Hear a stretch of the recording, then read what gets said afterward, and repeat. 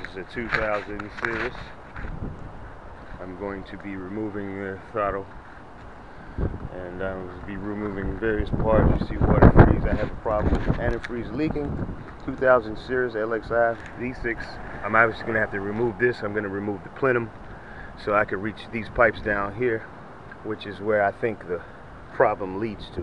Hopefully I won't have to take the intake manifold off. I'm hoping. But I'm hoping that the plenum and the throttle body, which is enough, and the fuel line here, I have to take this off. 1, 2 bolts. Yeah, I have to take that off. So I'll be taking this fuel line off, this throttle body off. These will be the next 2 steps I do.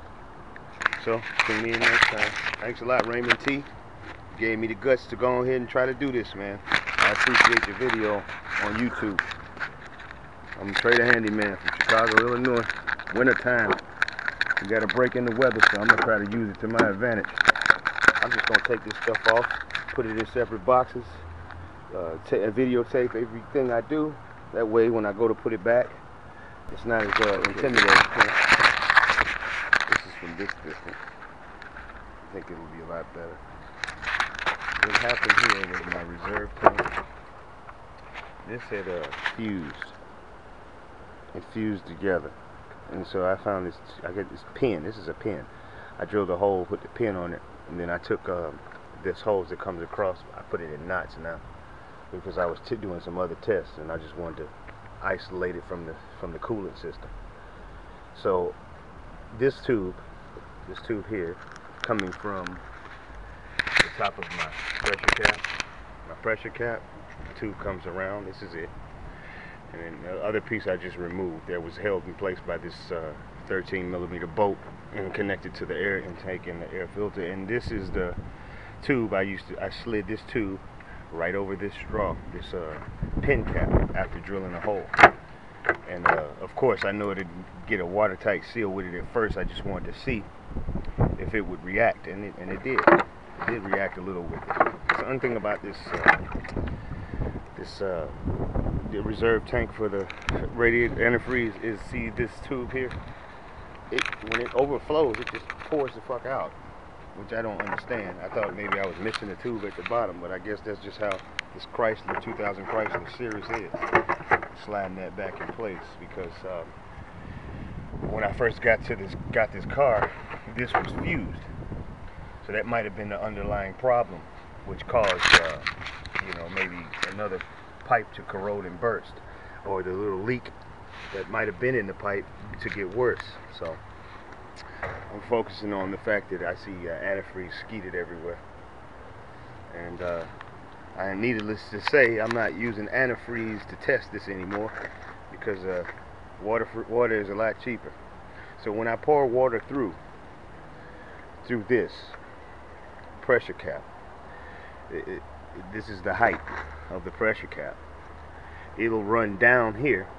It runs down here first. Actually, that's weird. It runs down first. So that's an indication that my thermostat is open, because normally it should run towards the radiator first, because the thermostat, which is right here, the thermostat is supposed to cut off the opening into the rest of, for the water to drain through. That it's not doing that. So either our thermostat is open, or another part down there is what's corroded, and that corroded part is allowing antifreeze to pour. As soon as I pour it in here, pour directly out down here underneath. Here I come. I pour it into the pressure cap, and it pours directly underneath here.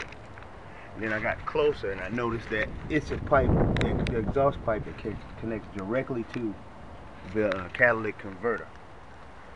So I was looking in here to see, and you can't really see any drain. See, right there is the water pump, the pipe for the water pump. It's deep in there. It's right there, and it runs along the rail and comes this way.